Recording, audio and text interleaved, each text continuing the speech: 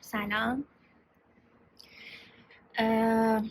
قرار داشتم با خودم که 3 تا برداشت داشته باشم فقط و هرچی شد به اشتراک بذارم. این برداشت دومه. خیلی سختمه که جلو دوربین صحبت کنم اینطوری، و ولی خب این یه بخشی از کاریه که میخوام انجام بدم.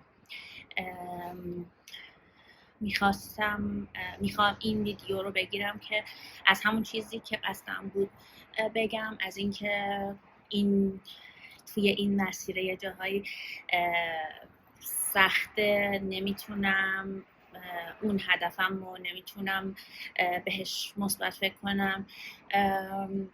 مثل همین الان با وجودی که خیلی هیجان داشتم برای ویدیوی دومی که داشتم میساختم و ولی نمیدونم، شاید یه چیزیه که اونجا بود، تو اون موضوع بود، تو اون راه بود که منو وایسون و نتونستم هنوز اونو شیر کنم. با اینکه یعنی اصلا هدفم این نبود که انقدر فاصله باشه بین ویدیوهایی که میذارم، اما نتونستم جلو برم و این بخشیه که خب قرارم بود همینم بیام و بگم که یه وقتی هم نمیشه